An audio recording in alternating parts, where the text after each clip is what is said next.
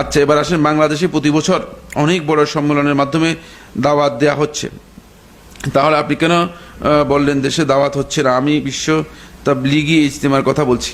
আপনার কথা না বললেও আমি বুঝে গিয়েছি আপনি কি বোঝাতে চেয়েছেন। না, এখানে যে দাওয়াত হচ্ছে সেটা হচ্ছে শুধু চিল্লা বেরিয়ে যান। আমার ঘরের দরজায় তো মাইক, এবছরও মাইক আমি যে বিল্ডিংয়ে থাকি সেই বিল্ডিংয়ের উপর দিয়েছে। খালি একটাই কথা, আমাদের সাথে বেরিয়ে যান। আমাদের সাথে বেরিয়ে গেলেই ফজিলত।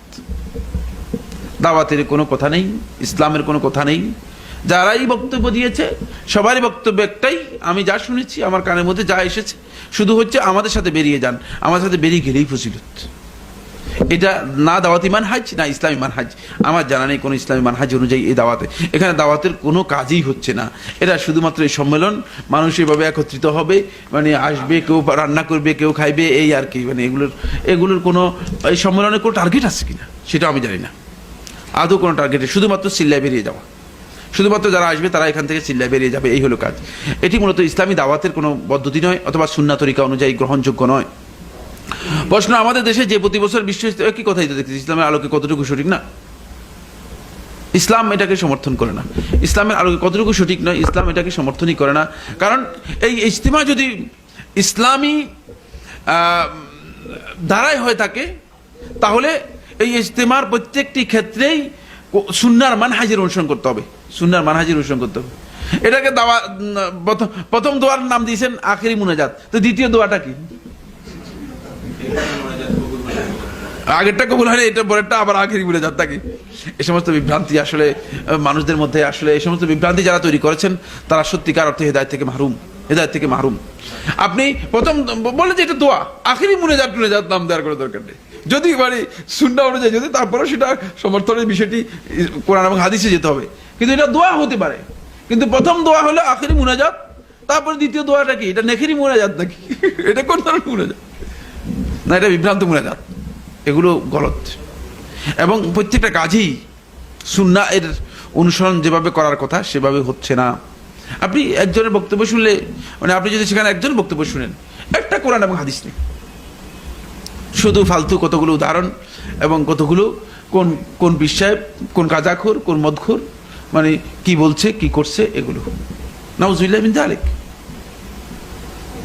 আমরা তো আলেম ওলামাদেরকে আমরা সম্মান করি, আল্লাহ আইনি বড় আসমাতার উপর তাদের সম্মান, আমাদের আলেমদেরকে ভালোবাসি, আলেমদের প্রতি আমাদের শ্রদ্ধা রয়েছে, ইলমের কারণে তাদেরকে আমরা ইজ্জত করি। কিন্তু এর অর্থ এই নয় যে তাদেরকে আমরা পূজা করবো, ঠিক না? এর অর্থ এই নয় যে তারা যা করছে এগুলো আমরা মানুষের কাছে বলে বেড়াবো। আমাদের দায়িত্ব হচ্ছে কোরআন এবং হাদিস মানুষদেরকে বুঝানো। কোরআন এবং হাদিস, দুইটি কোরআন এবং হাদিসের বক্তব্য আপনি দেন, সহিহ হাদিসের যা বলছে সবগুলো বলুন। এবার আসেন মুনাজাতের মধ্যে, ইয়া আউয়ালাল আউয়ালিন, ইয়া আখিরাল আখিরিন। আউয়ালুল আউয়ালিন, আউয়ালিন কারা? এরা আল্লাহ রাব্বুল আলামিনকে বন্টন করে দিচ্ছে। ইয়া আউয়ালাল আউয়ালিন, হে প্রথমদের মানে প্রথম এরা কারা? এরা আপনারা জানেন না কিনা? আল্লাহর সাথে প্রথম আর কে আছে? হুয়াল আউয়াল ওয়াল আখির ওয়াল যাহির ওয়াল বাতিন। স্পষ্টভাবে আল্লাহ সুবহানাহু ওয়া তাআলা কোরআনের মধ্যে বললেন তিনি হচ্ছেন আউয়াল, আর কোন আউয়াল নেই। ইয়া আখিরাল আখিরিন মানে কি? সমস্ত ফালতু মুনাজাত সুফিবাদীরা আবিষ্কার করেছে। এই মুনাজাত সুফিবাদীরা আবিষ্কার করেছে। দীর্ঘ আলোচনা রয়েছে এই মুনাজাতের মধ্যে, আমি সেদিকে আলোচনা করার মতো আমার হাতে সময় নেই, এজন্য আমি শুধু এটুকু বললাম, এগুলো সুন্নাহ সমর্থিত নয়। এই আল্লাহ রাব্বুল আলামিন শিখিয়ে দিয়েছেন আমাদেরকে দোয়া, কোরআনের মধ্যে শিখিয়েছেন, হাদিসের মধ্যে রাসূলুল্লাহ সাল্লাল্লাহু আলাইহি ওয়াসাল্লাম শিখিয়েছেন, ইয়া হাইয়ু ইয়া কাইয়ুম বিরহমাতিকা আস্তাগীস। দোয়ার বক্তব্য রয়েছে, সুন্দর ভাষায় আল্লাহ তাআলা শিখিয়ে দিয়েছেন। কেন আমি নিজে বানাওয়াট করব দোয়াকে? আর আমার বক্তব্য যদি থাকে, আমার বক্তব্য আমি তুলে ধরবো, কিন্তু আল্লাহ রাব্বুল আলামিনের কোনো গুণ, কোনো সিফাতকে নিজে তৈরি করার কোনো বৈধতা আছে কিনা বলেন তো? কোনো গলত, এগুলো বানালে চলবে না। বুঝে আসছে কিনা?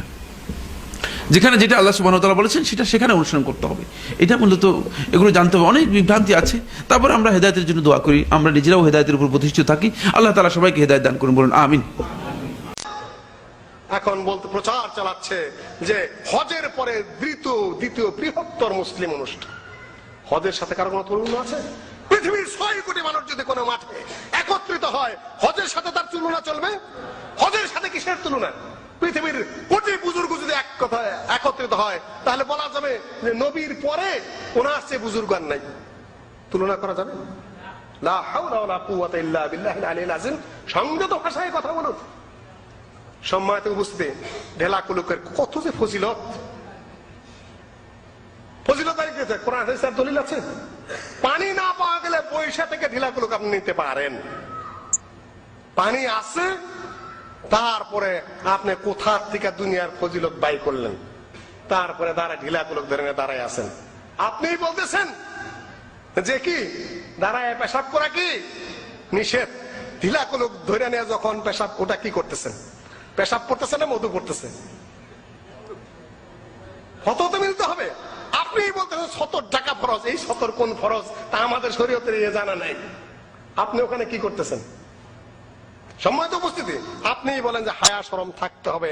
মানুষের সামনে কোন জায়গায় হাত দিয়ে আপনি দাঁড়িয়ে আছেন? এই যে লেফট রাইট করতেছেন, যাইতেছেন আইতেছেন, এটা আওয়াল হায়া ও শুবাতুম মিনাল ঈমান। শরম হলো ঈমানের কি? ঈমানের অঙ্গ।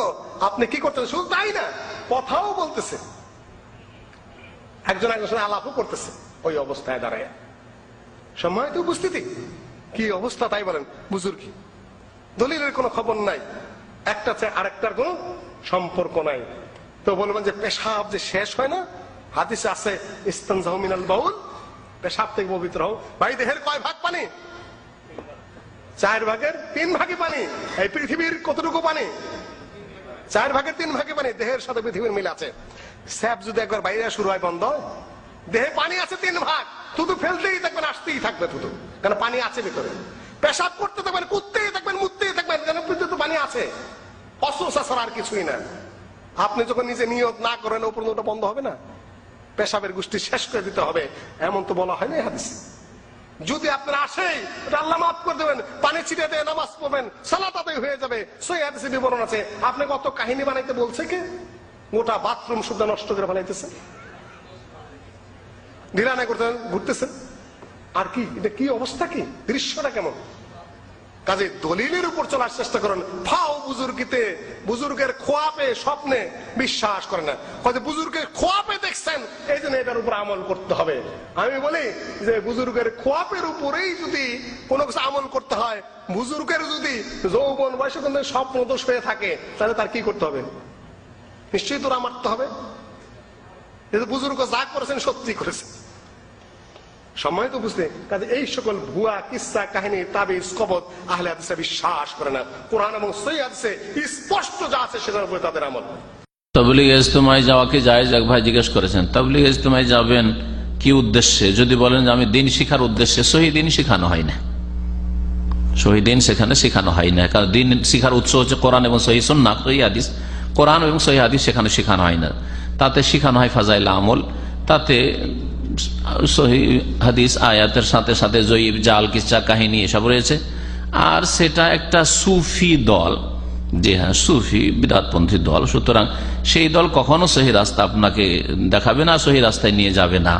সুফিয়াতের প্রচারের জন্য যেমন মৌলানা ইলিয়াস সাহেব বলেছেন যে আমার আন্তরিক ইচ্ছা যে কর্মপদ্ধতিটা আমার হোক, ভূমিকায় দেখবেন, হ্যাঁ তাদের তো কর্মপদ্ধতি আমার হোক, আর জ্ঞান এলম কার হোক? আশরাফ আলী থানভী হাকিমুল উম্মতের হোক। তার মানে আশরাফ আলী থানভী সাহেব যে ধর্মীয় মতবাদ পেশ করেছেন, তার যে শিক্ষা রয়েছে, সেই শিক্ষা হচ্ছে হানফিয়াত তাকলিদ আর সুফিয়াত, সুফিইজ এবং হানফি মযহাবের গোঁড়া একজন মোকাল্লেদ হওয়া। এই দুটো টার্গেট তার শিক্ষার, এই দুটোর বাস্তবায়ন হচ্ছে তাবলীগ জামাতের লক্ষ্য উদ্দেশ্য। সুতরাং সেখানে গিয়ে কখনো আপনি কল্যাণ পাবেন না। এই জন্য আমি মনে করি যে সেখানে যাওয়া কোনো সওয়াবের কাজ নাই, বরং সেখানে গিয়ে অনেকে গুমরাহ হচ্ছে যখন মিথ্যা কিসসা কাহিনী শুনছে, এই কেরামতি আর সেই কেরামতি, আর অনেককে বলতে শুনছে মূর্খ মানুষেরা যে আমরা গরিব মানুষ, আরাফা যেতে পারি না, তো এখানে 3 বার আসলে হজের সওয়াবের আশা রাখি। এগুলি প্রচার মাধ্যম, টিভিওয়ালারা তাদের সাক্ষাৎকার নিয়েছে, সেটা আমি নিজের কানে শুনেছি, বলছে লোকেরা যারা খেদমত করছে ওইখানে।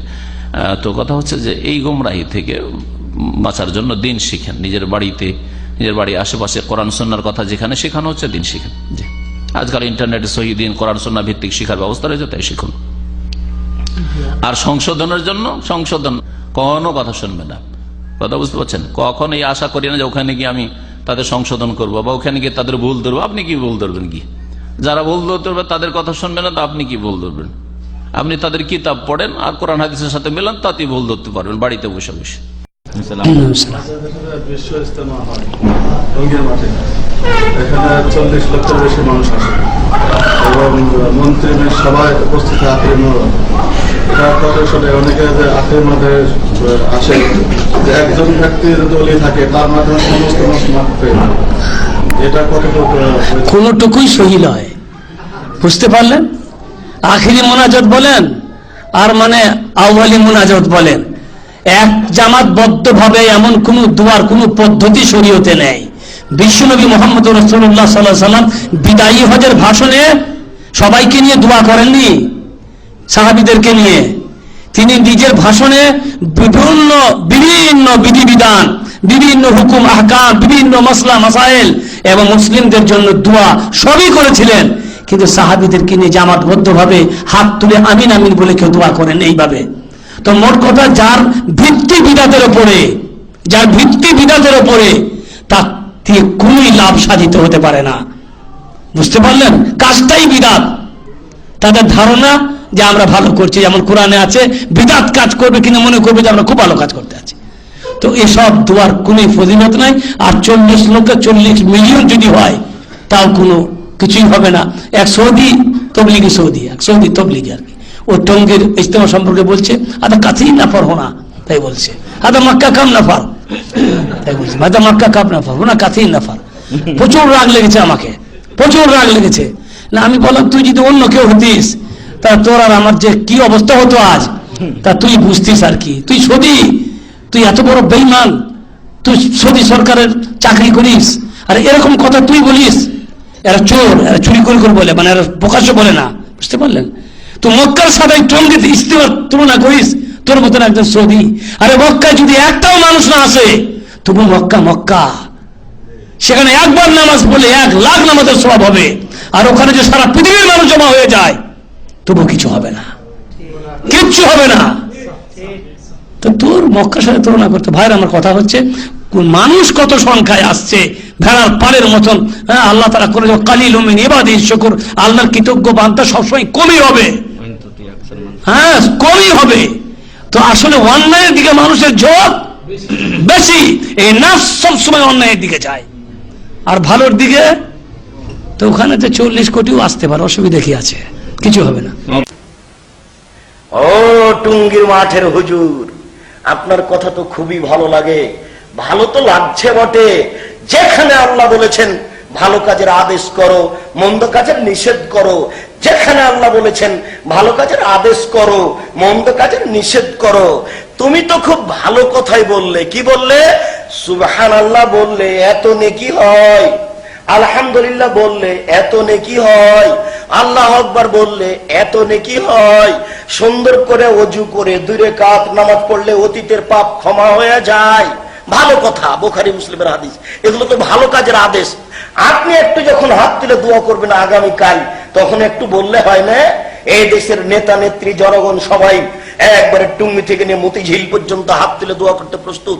সারা বিশ্বের বহু নারী পুরুষ টিভিতে তাই ছবি দেখে হাত তুলে দোয়া করতে প্রস্তুত।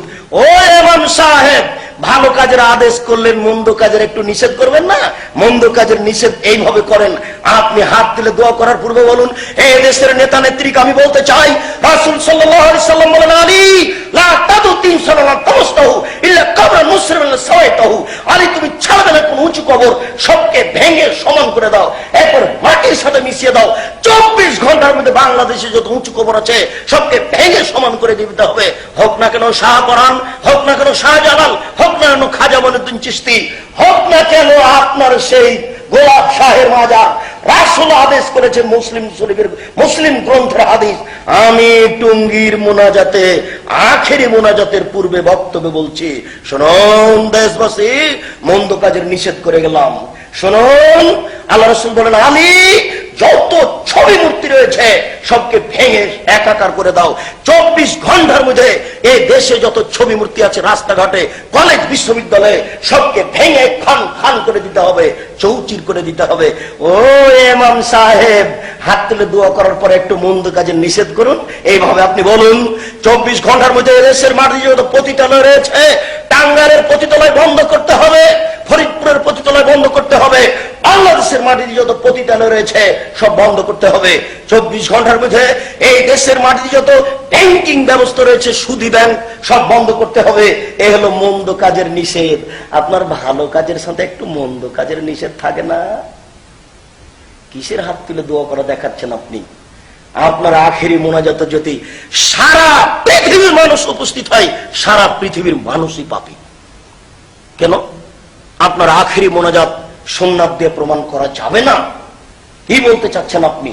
আপনার যদি আখেরি মোনাজাত চলে, তাহলে কথার কথা আরাফার মাঠে একটু আখেরি মোনাজাত করলে হতো না? আপনার খুব ভালো মনে আছে, জানা আছে, যারা হজ করতে যায় তারা সবাই আল্লাহর মেহমান। যারা হজ করতে যায় তারা কার মেহমান? তারা সবাই আল্লাহর মেহমান। আর আপনার খুব ভালোভাবে জানা আছে যে আরাফার মাঠে যত দোয়া কবুল হয়, পৃথিবীর আর কোন জায়গায় তত দোয়া কবুল হয় না। আরাফার মাঠে যত মানুষ ক্ষমা পায়, আর কোন জায়গাতে মানুষ তত ক্ষমা পায় না। হোক না কেন লাইলাতুল কদর, হোক না কেন জুমার দিন, হোক না কোন রাতের অংশ, পৃথিবীতে এমন কোন সময় নেই, পৃথিবীতে এমন কোন দিন নেই, এমন কোন জায়গা নেই। আরাফার মাঠে যত ক্ষমা হয়, আরাফার মাঠে যত দয়া হয়, আর কোন সময়ে, আর কোন দিনে অত দয়া, অত ক্ষমা হয়। তো এবছর মোটামুটি হাজির সংখ্যা ছিলেন প্রায় 1 কোটি। কাবা ঘরের ইমাম সাহেব আরাফার মাঠে প্রায় 1 কোটি মানুষকে নিয়ে একটু আখেরি মোনাজাত করলে হতো না? তোমার তোরাগ নদীর তীরে পেশাব পায়খানার ভিতরে আখেরি মোনাজাত চলে, আর পবিত্র জায়গাতে আল্লাহর মেহমানকে নিয়ে আখেরি মোনাজাত চলে না? রাজশাহী চাঁপাইনবাবগঞ্জের ভাষাতে তুমি কানাকে হাইকোর্ট দেখাচ্ছ? তুমি কি ধর্ম পেয়েছো রাজশাহী चांपाइनबाबगंज हवाई लड्डू? दोनों हाथ में लड्डू है, जो चाहे उसको खा ले, जो चाहे उसको छोड़ दे। धर्म के हाथेर मयला এদেশের নেতা নেত্রী যেমন ধর্মকে হাতের ময়লা মনে করে, এদেশের নেতা নেত্রী কবরের পাশে দাঁড়িয়ে কবরের উপরে ফুল চাপিয়ে দিয়ে হাত তুলে দোয়া করছে। নারী পুরুষ একাকার হয়ে পাশাপাশি হাত তুলে দোয়া করছে। আরে নারী পুরুষ তো আছে, আছে হিন্দুও আছে, হাত তুলে দোয়া করে। আশ্চর্য! তাহলে ধর্মের এরা 5 পয়সা দাম দেয় না। ধর্ম কিছুই না এদের কাছে, ধর্ম একটা হাতের ময়লা, নিজের ইচ্ছা মতো ব্যবহার করতে হবে। এদেশের মানুষ যেমন ভেবেছে, জি না, কখনো নয়। ধর্ম একজন মানুষের কথাতে চলে। বলেন তো তার নাম কি? তার নাম মোহাম্মদ সাল্লাল্লাহু আলাইহি সাল্লাম। পৃথিবীর কোন মানুষের কথা দিয়ে ধর্ম চলে না। অতএব বলছিলাম, মাইক ব্যবহার করেন না, আল্লাহ হেদায়েত করে। মাইক ব্যবহার করলে বিদাত হয়ে গেল, আর চিল্লা বেদাত হইল না। হ্যাঁ, 6 লতিফার জিকির বেদাত হইল না। বলেন 6 লতিফার জিকির কোথায় আছে? এটা তো খালেস ইবাদত জিকির। আরে মাইক তো ইবাদত না, মাইক হচ্ছে ওয়াসাইল। এ বোতলে পানি খায় আর গ্লাসে পানি খায়, হ্যাঁ, আর নলকূপে মুখ লাগিয়ে খায়, পানি খাওয়া, বাস, তাই না? বোতল আছে বলে বোতল আছে, বোতলে খেলে বেশি সওয়াব হবে নাকি? এটা তো ইবাদত নাই। তো এরকম মাইক ব্যবহার করাটা ইবাদত নয়, এটা হচ্ছে ওসিলা, মাধ্যম। মাধ্যমের ক্ষেত্রে বিদাত হয় না। আর জিকির তো খালেস ইবাদত, একেবারে নিখুঁত ইবাদত। জিকির আবার 6 লতিফার কি করে জিকির হইলো? এইভাবে আর ওইভাবে এই করতে হবে। কোথা থেকে পেলেন এটা? তো এত বড় বড় বিদাত সব জায়েজ হয়ে গেল, আর শুধু ওই মাইকের বিদাত করা যাবে না, ই কোন গুমরাহি। আর লোকের স্রোত শুরু হয়ে গেল। জোহরের নামাজ নেই, যেটা আল্লাহ ফরজ করেছেন ওয়াক্তে, আর আউয়াল ওয়াক্তে নামাজ পড়া সবচাইতে উত্তম। আর এই লোকগুলি কয় ঘন্টা লাগবে ভিড় থেকে পার হইতে? আপনি বলছিলেন 3 থেকে 5 ঘন্টা ভিড় পার হইতে, ভিড়ে ফেসেছিলেন ওই জন্য বলছেন উনি। হ্যাঁ, তাহলে চিন্তা করেন এই লোকগুলি জোহর পড়বে কোথায়? বিদাতি মোনাজাতের জন্য মরিয়া, আর জোহরের ফরজ গেল কোথায়? যেটা ঈমান আর কুফরের মাঝে পার্থক্যকারী। বলেন দেখি, এটা কোন ইজতেমা? নামাজের জন্য আসে না। হ্যাঁ হ্যাঁ, সুবহানাল্লাহ, সুবহানাল্লাহ। আল্লাহ পাক এই দোয়া শুনবেন কি? এই দোয়া শুনবেন কি যে এই দোয়া কারীদের ফরজই গায়েব, ফরজের খোঁজ খবর নেই? লা হাওলা ওয়ালা কুওয়াতা ইল্লা বিল্লাহ। আল্লাহ পাক যেন অন্তর খুলে দেন, বুঝার তৌফিক দান করেন। আল্লাহ পাক অন্তরকে যেন আমাদের গোড়া না বানিয়ে দেন। রব্বানা লা তুজিগ কুলুবানা বা'দা ইয হাদাইতানা।